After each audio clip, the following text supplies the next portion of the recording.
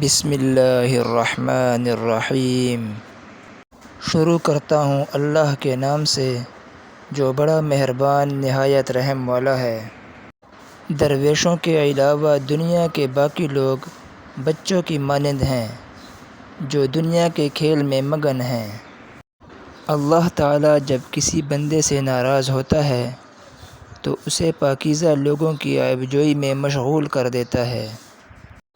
عقل نے سوال پوچھا، کیا موت سے زیادہ کوئی چیز دردناک ہے؟ محبت نے عقل کو مخاطب کیا اور کہا، محبوب کی جدائی موت سے زیادہ تکلیف دہ ہوتی ہے۔ اگر تم عظمت کی بلندیوں کو چھونا چاہتے ہو تو اپنے دل میں انسانیت کے لیے نفرت کے بجائے محبت آباد کرو۔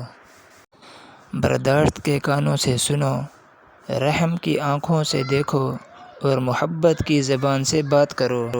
وہ بھی کیا آنکھ ہے جس میں بینائی نہ ہو؟ امتحانوں میں رسوائی کے سوا اس کے لیے کچھ بھی نہیں ہے۔ اللہ تعالیٰ جب کسی فرد کی عیب پوشی کرنا چاہتا ہے تو اسے معیوب لوگوں کے عیب پر بھی بات نہ کرنے کی توفیق بخش دیتا ہے۔ حضرت مولانا جلال الدین رومی رحمۃ اللہ علیہ نے فرمایا، جب انسان کی آنکھوں سے آنسو بہتے ہیں تو اس پر رب کی رحمت برستی ہے۔ اپنی آواز کے بجائے اپنے دلائل کو بلند کیجیے، پھول بادل کے گرجنے سے نہیں برسنے سے اگتے ہیں۔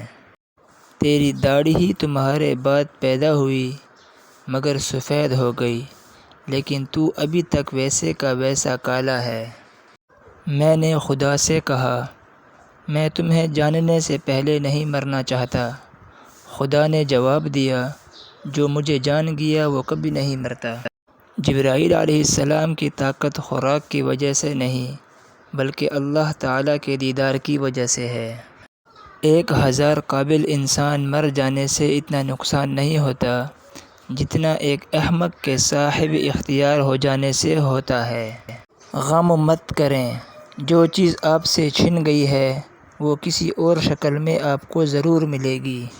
ماں باپ کے ساتھ آپ کا سلوک ایسی کہانی ہے جو لکھتے آپ ہیں لیکن آپ کی اولاد آپ کو پڑھ کر سناتی ہے۔ تم اس دنیا میں رہتے نہیں ہو بلکہ تم یہاں سے گزر رہے ہو۔ وفا ایک ایسا دریا ہے جو کبھی خشک نہیں ہوتا۔ میں نے بہت سے انسان دیکھے ہیں جن کے بدن پر لباس نہیں ہوتا اور بہت سے لباس دیکھے ہیں جن کے اندر انسان نہیں ہوتا۔